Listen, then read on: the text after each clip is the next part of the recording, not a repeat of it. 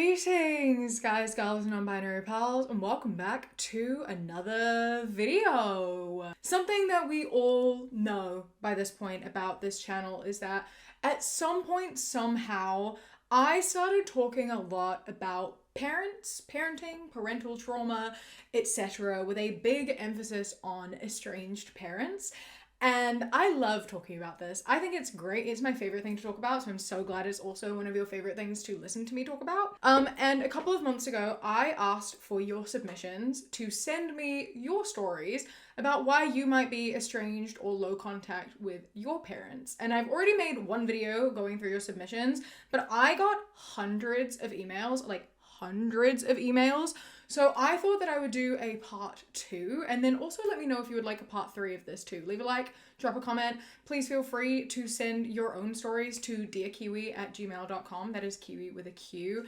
And maybe I'll come back for part 3. Now, you might be looking at me right now being like, why are you sitting like that? Why are you moving so stiff? I really hurt my neck the other day.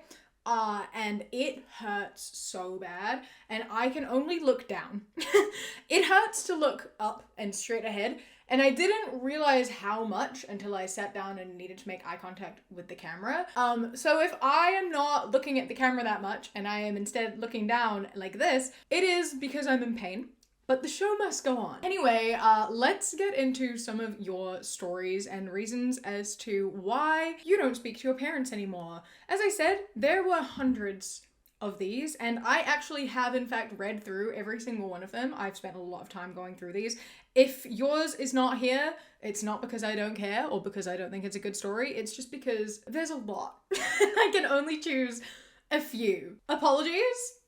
Maybe it'll be in another one. Let's get into it. This one is titled, Why I'm No Contact with My Father. A few years ago, around 2022, I was going through a bit of a rough patch. My anxiety disorder was completely unmedicated, and I was battling extreme agoraphobia. Despite all this, I agreed to stay with my dad for the week. He lives on the other side of the country from me. It's a 6-hour drive. He came to pick me up, and we had a fun couple of days. For context, we've always had a strained relationship, and I was already swallowing a lot of uncomfortable moments to keep from ruining the week, including a couple very racist comments. He's white, and I'm very white presenting, but I'm mixed race. One of the activities he'd planned was going into the largest city in the country and going to an incredibly popular tourist spot. Not great for an agoraphobe. The night before, we watched a movie about zombies, even though I told him I was super scared of zombies. The plan and the leftover fear from the zombie movie left me so freaked out that I ended up falling into the worst panic attack of my life.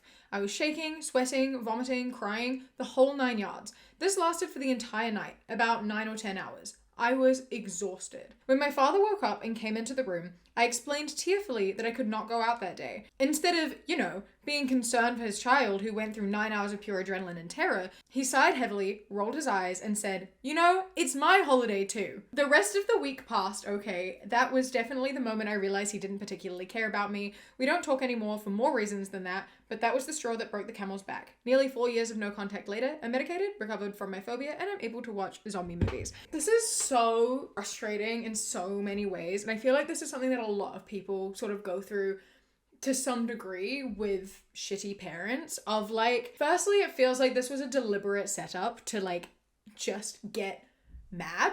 Knowing that your kid has agoraphobia, has anxiety, and doesn't like zombie movies, and then deliberately setting up a situation to put them in a state of fear, that just feels deliberate. That feels like an abusive thing to do. It was deliberately done to make you uncomfortable and upset and put you into a state of panic. So then he had an excuse to not do the thing, but make you feel guilty about it. It's like he didn't actually want to do the thing, but wanted to do something to make it your fault that he didn't do the thing, right? And that's so horrible. That's so horrible. And if that's not what happened, then it's still really horrible because he clearly just, didn't give a fuck and didn't listen and didn't care and just thought, get over it, which is fucked up in a different way. And it's just, why are people so miserable, right? What do you get out of putting your child into a state of distress and then shaming them for it? What do you gain from that? It's the amount that parents do say this too, when their kids get upset, they're like, why are you ruining this for me? What? You're upset, and that's really unfair that you're upset. What about me? It's this isn't about you. It's your holiday, but it's their holiday too. Especially in a situation where it's you are the problem. You caused this. You did this. This could have been easily avoided if you just paid a little bit of attention and weren't an asshole, you know? The entitlement and the level of just like everything is about me and getting mad at people for having emotions makes me so mad. It's so frustrating and it's so common, and I'm so sorry. But I am glad now that you can watch zombie movies, that you don't have agoraphobia anymore, and that you're medicated. Sounds like you're doing so much better without him in your life. Happy for you. Good job. Proud of you. And anyone else whose parents are assholes like this and who manipulate situations and then make you feel bad for having emotions, fuck them. You deserve to be upset. You're allowed to be upset. You're allowed to have emotions. And it's completely valid if you don't want to talk to them anymore and like have less to do with them in your life. Trigger warning for physical, verbal, emotional, and financial abuse. I am no contact with my mom, as is one of my siblings. There are 4 of us in total. 1 low contact, 1 still in contact. My mom was abusive to all of us, but my sister and I experienced the worst of the physical abuse. We're both girls. This is partially cultural. My mom is Mexican and boys are more valued. I later learned she abused my older brother as well, though not physically. I'll give just one standout example of what it was like. When my sister was 11, my mom picked us up while we were walking home from school after forgetting to pick us up again. My sister had rolled up her shorts because of the heat. My mom called her a slut and a whore. When my sister responded by calling her a bitch, my mom stopped in front of City Hall and the police station, dragged her out of the car by her hair, and beat her on the sidewalk, leaving visible marks. My mom walked off as I tried to console my sister. My mom returned with a police officer who lectured my crying sister about respecting her mom and warned that misbehaving girls could be kidnapped and sold for sex. My mom thanked him, acted like a concerned parent, then got back in the car, looked at my sister in the rearview mirror and said, "Go ahead and call the cops. No one's coming to help you." Pausing for a minute there just to be like, what the fuck? So, a cab, right? Like, oh my god. Going outside of a police station to beat your child and then getting a police officer to come tell off the child and say effectively to an 11-year-old girl who was just beat on the sidewalk, behave or you'll get sex trafficked. What the fuck is what? What? I don't even have words for how appalling some people are and how appalling people who become cops are, right? Like, that's so horrifically fucked up. Obviously by the mother as well. This is an incredibly horrible, disgusting thing for this woman to do to her child. Everything about this is so unbelievably fucked up. I can't process my child chronologically. I remember it clearly, but the memories are organized into categories rather than a timeline. It's hard to explain. It's a trauma thing. I get it. I understand. My older brother has dissociative amnesia related to his childhood, and mental health professionals have separately told us that this often indicates severe trauma. My sister has her own struggles stemming from the abuse. Now to the final event that helped me cut her off. I was 24 when my dad died, and my mom took 6 months off work. I took 2 weeks, then returned to work to support the household. I later learned my mom received nearly $50,000 from relatives and insurance payouts but claimed she was broke. It wasn't until a year later when I met my wife and started emerging from my grief that I decided to leave. My mom still tells people she doesn't understand why 3 of her kids want nothing to do with her. I tried several times to explain before cutting contact. Once she said, "I don't remember that, but if I did do it, then I'm sorry." Another time I played a recording of something she said and she still denied saying it. She claims that my dad filled our heads with lies and that all of us conspired to make her the villain. She would rather believe that my dad and all of us kids secretly coordinated identical stories of abuse rather than acknowledge the truth. There's no reasoning with that level of denial. There were occasional moments of normalcy in my childhood. She would braid my hair or let me steal sips of her coffee while we watched TV together. Those moments never lasted, and in some ways that hurts more than if they never happened. The saddest part is that I don't hate her. Hate would take too much energy. She's just a woman from my past that I feel apathy towards. I lost the only parent I had when my dad died. What I miss isn't my mother, it's the idea of having one. That last sentiment, I think, really sums up a lot for a lot of people who struggle with like abusive parents and who like leave parents behind. And the reason why so many people stay in contact with abusive parents is because they are holding on to the ideal. They like stay in contact because they're like, maybe she'll change, maybe it'll be enough, maybe she will be the mother that I want, and as soon as you let go you like lose that. So I completely understand that that is something that you and so many other people have done, and it's incredible and wonderful that you have cut her off even though you have those feelings. Like, that is such a difficult thing to do, but everything about this is so fucked. And the fact that, my god, when you go to people and tell them that they've hurt you, like you go to your mother and are like, you did all of this and it really hurt. And instead of acknowledging it, taking accountability and apologizing, being like, you're making shit up. You're over exaggerating. You're making it up. You're making me feel bad. It's all in the past. Leave it behind. Why can't you get over it? Why don't my kids talk to me? They've told me many times, like they keep telling me why they don't talk to me, but I don't like that reason. I think that doesn't make sense and it's stupid, and I just want to know why they don't. Don't tell me, because I don't like to know and I don't listen and I don't actually want to know. I just, please feel sorry for me because my kids don't talk to me and I don't understand. I've been so perfect. Actually infuriating. Like, it's actually infuriating, and the fact that so many parents pull that card is like exhausting. It's exhausting. And then they're like, why is there an estranged child epidemic? Why are kids not talking to their parents anymore?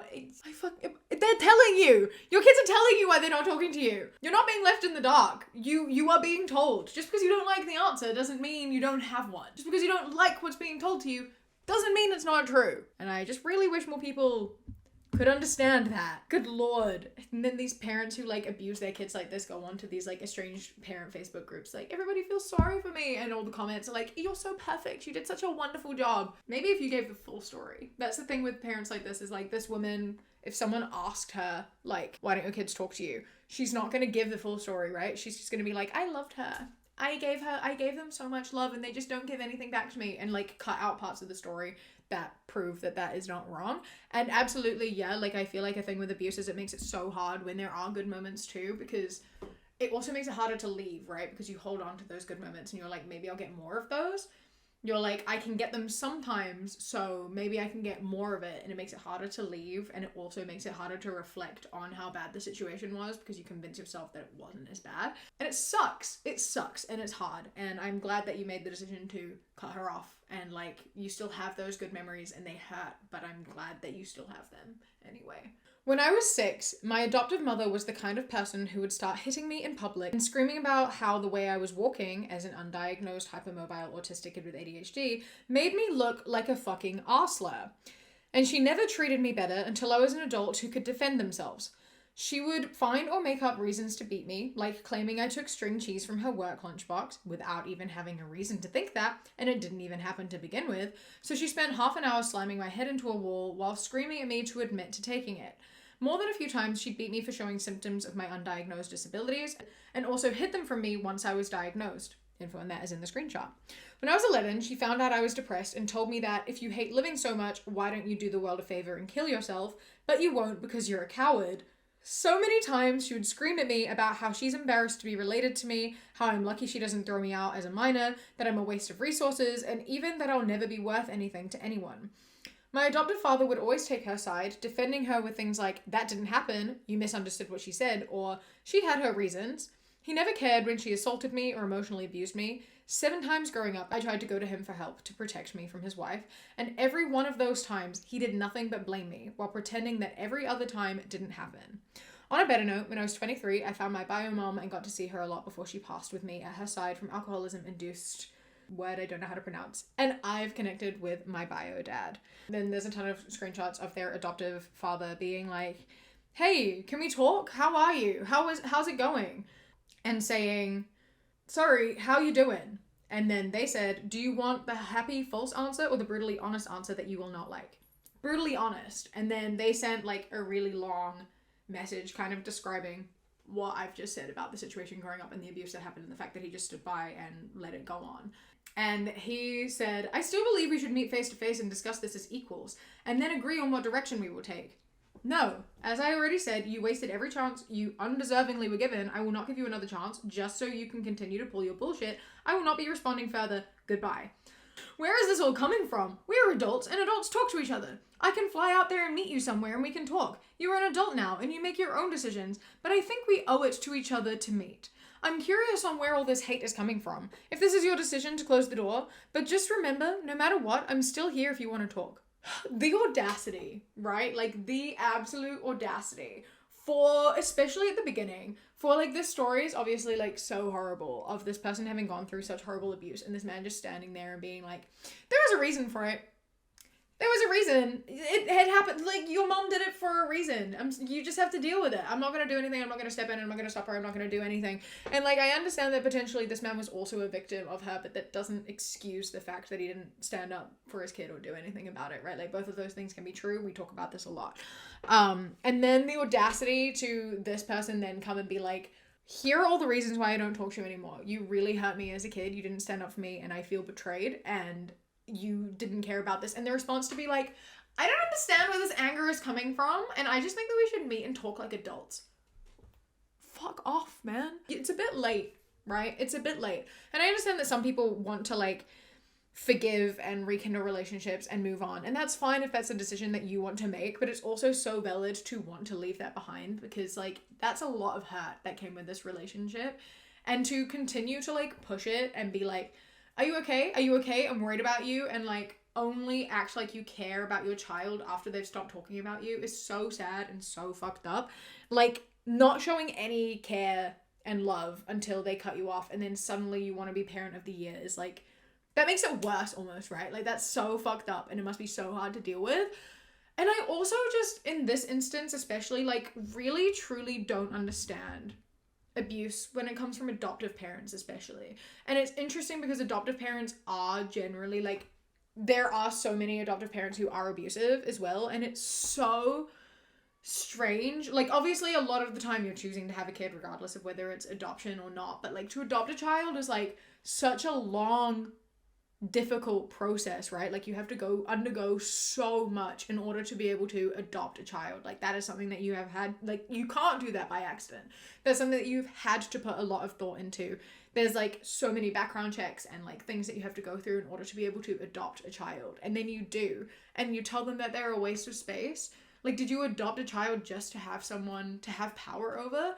Like, that's just, it's so fucked up. Like, it's so ridiculous. And I know that there are a lot of adoptive parents who are abusive in other ways as well. Like, you get, like, white parents who adopt children who are not white and then use that against them and are, like, racist towards their kids who aren't white. And you have, like, or I guess maybe another factor in this is the fact that this person is disabled and they didn't like that, and they, like, didn't want a disabled child, so abuse them for that reason. And it's like, don't have kids if you can't accept any kid, right? Like, that's the number one rule. If you decide to have a child, you have to be okay with having any child, and that includes a disabled child. And, like, it's just astounding to me that parents can act like this and do this and then also be shocked when their kids cut them off. Like, how are you surprised? You cannot be upset about this situation. You did it to yourself, and you did it knowingly for years. There is no reason for you to be shocked and upset. I'm sorry, but I'm not. The last straw that made me go low contact with my parents was when my mother knowingly chose to move across the country to live in the same neighborhood as my childhood sexual abuser. Yeah, that'll do it. That'll do it. When my parents retired, they decided to sell their house in our home state and move down south. However, they didn't want to leave their friend group, so a bunch of them decided to buy property in the same neighborhood. This included the family of my rapist. To her credit, my mom didn't know the identity of my rapist at the time. I told her about the assault, but not who he was. When I found out about their plan to move there, I pulled her aside and told her immediately, before they could actually buy the place. I told her that she could do what she wanted, but if they did choose to move next to him, I wouldn't be able to visit them due to the high chances of seeing him. She was instantly dismissive and insisted that nothing would happen. She wouldn't let him anywhere near me, and he would probably only be there during holidays anyway. The times when I was most likely to visit, by the way. Fast forward a year or so, and they buy the place. They regularly have dinners with his family, and like I said, I don't visit. She spends the next 2 years trying to tell me how amazing their place is and how great a time I would have if I visited. I did eventually visit their place after those 2 years, but not because I got over my fear of men, as my mom put it. No, my rapist died. They still hang out with his family. Thankfully, I am in therapy. It's a really good way to end. I'm very glad that you are in therapy. Very useful, very helpful, very good. And also, I am so fucking sorry. I cannot imagine, like, why the selfishness of some people, right? Like, I just don't understand how you can do this. Like, I don't understand in what world you think that this is like, that you think this is like an okay thing to do, that this would cross your mind and you somehow think your child is overreacting. Like, being told that, like, that this person sexually assaulted your child and you are like, oh, it's fine. I'll still go have dinner with him.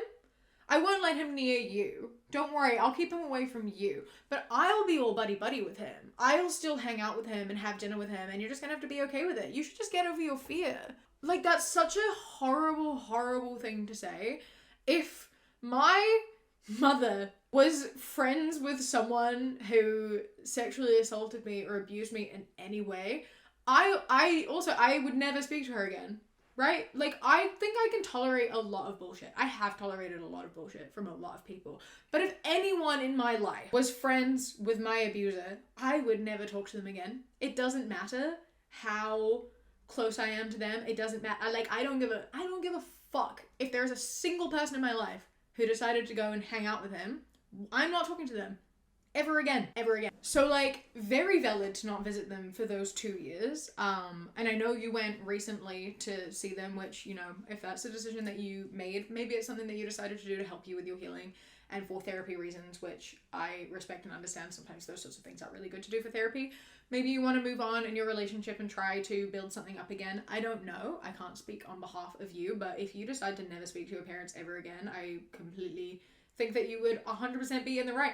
No matter what they say to you, even if they try to tell you you're like over exaggerating or anything like that, if you have been guilted into thinking you are not making a big deal out of, like, if you have been guilted into thinking you are making too big of a deal out of this, or that this is like a minor thing, it's not. Like, this is a massive, massive thing, and I truly do think that if you wanted to never speak to your parents ever again because of this, you would be valid in doing so. I think that I would completely understand and think that was valid, and anyone who told you that it's not, they're being an asshole and they're wrong and invalidating your emotions. But if you do want to continue to see them and have a relationship with them, that is your decision as well. And I think that you are completely valid in doing that. But, like, obviously boundaries need to be in place, and, like, I think there's always going to be a level of separation and distrust, and you're never going to be able to have, like, a close relationship again. And that's really sad and fucked up, and it could have been easily avoided by your parents just not dismissing you and ignoring you and just, like, being buddy-buddy with someone who hurt you in the worst way.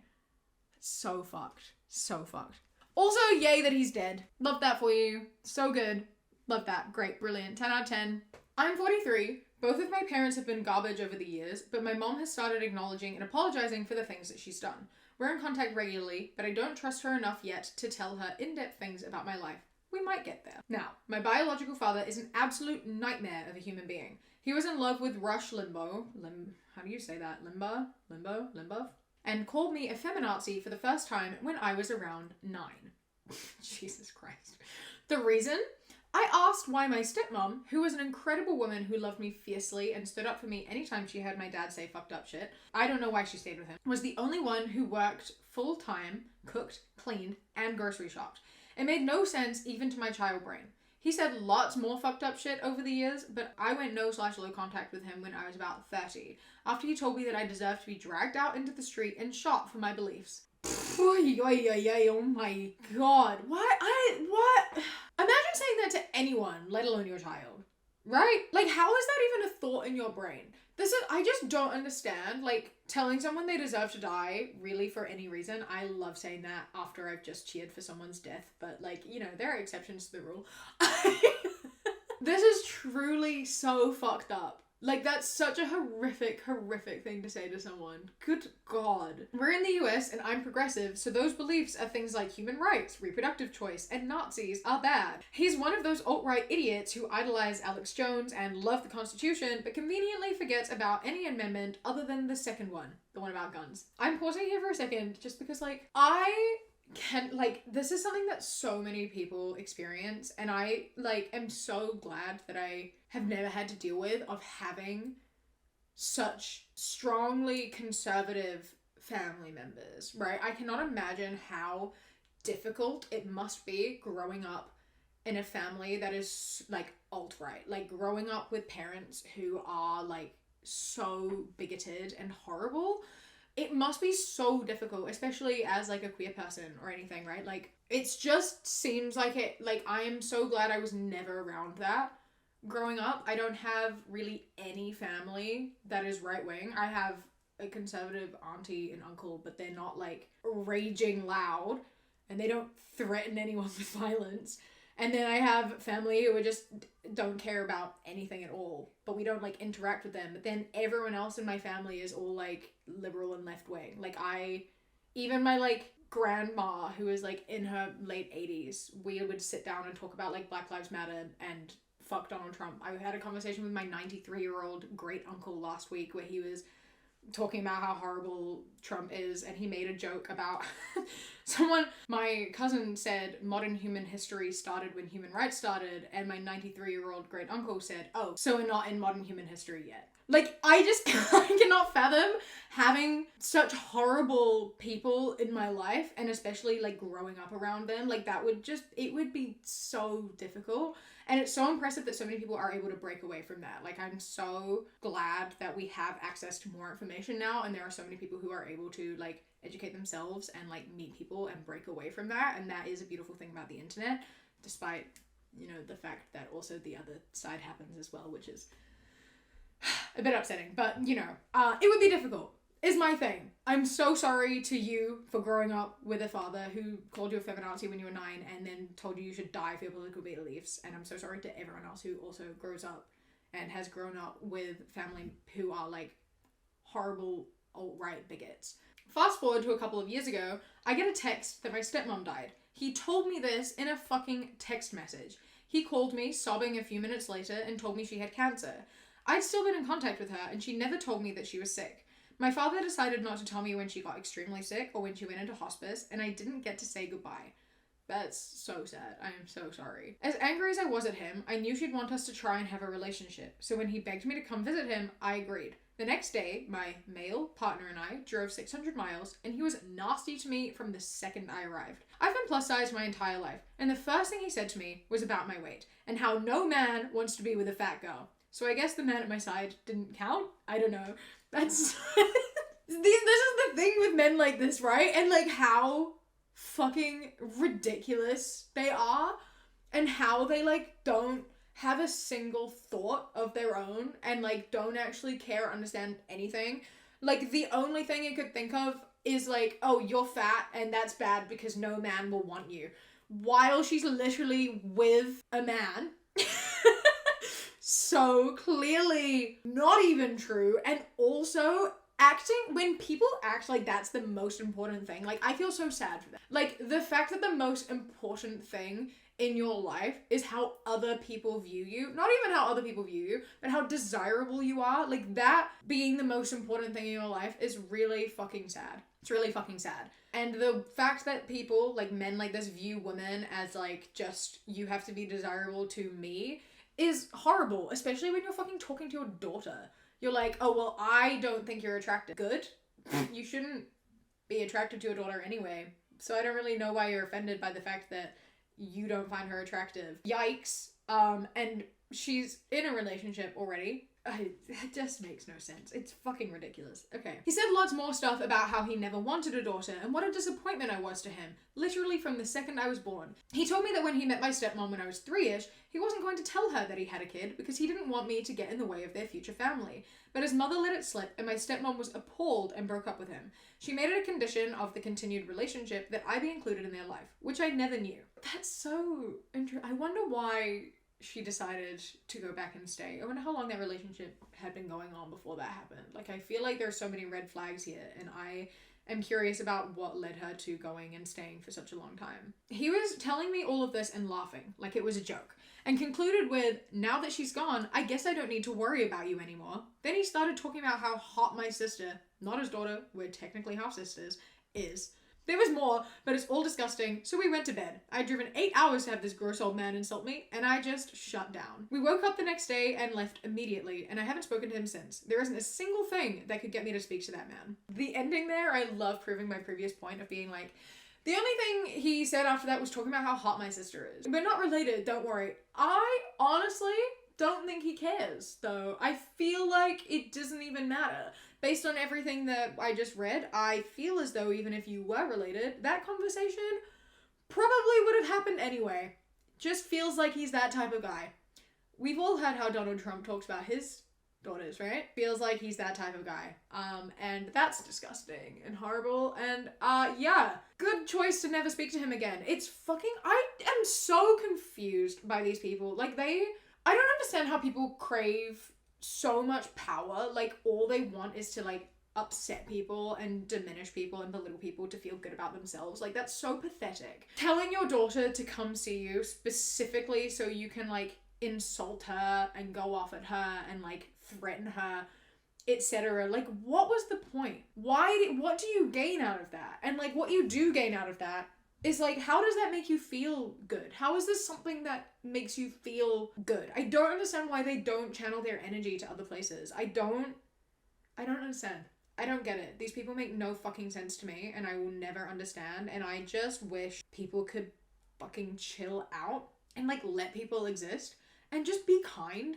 It's really not that hard to be kind, and I don't understand why people get off on being horrible. The complete lack of compassion that exists within some people is terrifying. Dad went no contact with me when I was 11 because I was sick. Trigger warning: chronic pain, hospitalizations, medical gaslighting, death of a loved one. When I was 11, I got a very serious and rare chronic pain disorder that caused frequent hospitalizations and doctor's visits. I got this condition from the very first week I started middle school, and my particular school was giving me a really hard time about the fact I was having so many absences to do x-rays, doctor visits, and hospitalizations. For some context, I didn't get a diagnosis until about a year and a half into having this condition, so it's essentially a medical mystery, and that was part of the reason I had so many absences and doctor's visits, because my medical team genuinely couldn't figure out what was wrong with me, and they were really shocked I wasn't healing from a fracture. My school started really putting pressure on me to stop missing so much school, but at the same time, my doctors were putting pressure on me to try and figure out what was wrong with me medically, and in the end, I had to prioritize my health rather than school. But because I had so many absences, the school began to start calling Child Protective Services on my mom. I started getting detentions for being late because I was on crutches, and my class was all the way at the end of the school. I'm sorry. Pause for a second. Having Child Protective Services called on you for missing so much of school when you were going to the hospital seems so fucked up. Like, your school knew you were at hospital. Why would they call CPS? I don't understand why they would do that. Like, that just seems like making everything so much worse for no reason. Like, the fact there's such a lack of, like, empathy and compassion for a student who's struggling, and then getting detention for being late because you're on crutches and the school isn't accessible. Like, fuck everyone involved in that. What the fuck? Sorry, that is separate to the point, but that's pissed me off. I was being hospitalized so frequently that I was missing so much work, and my principal started pressuring me to homeschool. And at this point, the school was making things so difficult for me, I really felt I had no choice but to homeschool. My mom was really reluctant at first, but I broke down crying and told her I genuinely could not do this any longer. After we made this decision, my mom sat my dad and I down and explained the entire situation because I was honestly too scared to. My dad was extremely absent throughout my hospitalizations, going as far as to tell my mom when she repeatedly called him to tell him I was in the hospital, "Don't fucking call me again," and did not attend or drive me to any doctor visits. But somehow he knew more than me, my mom, and my doctors about what was going on, because I didn't know this at the time, but he was convinced that my chronic pain was all psychological, and that meant it wasn't real pain, and that I should man up and just get over with it. He disagreed with the treatment I got because he believed it was all unnecessary since I apparently wasn't sick in the first place. Anyway, as you can imagine, the talk did not go well. I quietly played with my dog the entire time while my dad just sat disapprovingly and didn't say anything. Ultimately, my dad was so angry with this decision that he just stopped talking to me at the age of 11. He wouldn't answer my calls or texts, and even though he had partial custody of my brother and I, he would come to my mum's house to pick up my brother, wait in the car, and not speak to me or let me come in the car because he was mad at me. Being mad at your kid for, like, being sick is something else, truly. That's just, like, it's something else. This no contact that he initiated went on for several months. My brother was invited to family holidays like Easter, and I wasn't. I remember specifically at Easter, my brother said offhandedly that my stepmom said to him, "We would never dream of having Easter without you," whilst I was at home crying that I wasn't fucking invited to my family's Easter. The only reason my dad started talking to me again several months later is because my grandpa, mom's dad, who I was incredibly close with, died suddenly. I guess my dad came over to comfort my brother, and in that time I had my mom trying to convince my dad to start speaking to me again, and I think his first words to me were something like, "Sorry your grandpa died," nickname. Since then, it's been a really long journey with my dad that has included 2 other instances where I went no contact with him, both because of him believing my chronic pain was psychological and therefore something that I could just stop having. But the most ironic thing is that my brother, who they wouldn't dream of not inviting to Easter, is no contact with my dad and has been for about 10 years. He's divorced from that wife now. I'm currently low contact with my dad because I haven't been able to bring myself to be no contact. Good lord, what a freaking roller coaster. Again, like, what is it with people and just, like, refusing to accept what someone is going through. Like, how does it benefit him to be like, you're clearly making up your pain. You're clearly making this all up. Why would you make it up? Why would you make it up? And this is the other thing, right? This is the other thing that always gets me about when people say shit like, oh, you're just doing it for attention. Oh, you're just making it up. Oh, yada, yada. Like, obviously that is not the case here. And that is very often not the case. But even if it was, right? Like, even if this was all psychological, that doesn't make it fine, right? Like, there is a reason that you would do this psychologically, right? Like, if all of this pain was psychological, if you were doing this for attention or whatever, which obviously is not what was happening, but in this hypothetical, you would still require help, right? Like, that just requires a different form of help. Regardless, it is not something you can just get over. That is some type of mental illness. I don't know what it would be. I'm not a psychologist or a psychiatrist. I'm not in the business of diagnosing people with things I don't know about.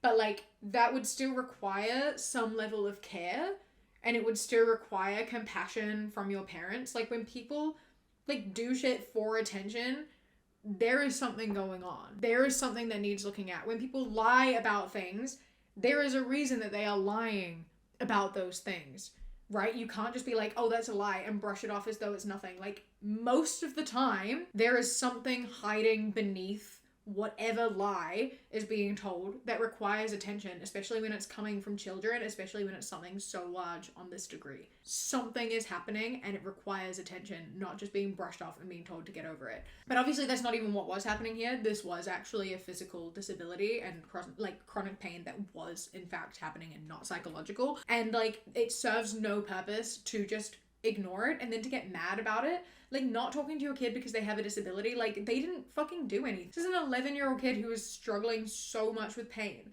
And then you, like, make it worse by being like, oh, well, I don't like that. That's disgusting and I'm not talking to you anymore. What is wrong with people? How are people so horrible? So many people shouldn't be parents. I think the takeaway for, like, most of the times I talk about this is that, like, way less people need to be parents. Like, way more people shouldn't be parents. And this is something that is a bit of a conversation. And it's interesting, I find, because people have different perspectives this and saying, like, who shouldn't have children, and, like, people can call it being, like, you know, it's bad to say that specific people shouldn't have children for specific reasons. But it's not that I think that specific people shouldn't have children. I think that it's that only specific people should have children. I think that, like, you can only really have children if you are fully prepared for what that means, right? If you are going to be a parent, you have to be, like, prepared to love that child unconditionally. Like, you shouldn't be a parent if you are going to be unhappy, if they are queer, if they are a specific gender, if they have any sort of disability, if they, like, you cannot have a child if you are not prepared for any of those outcomes.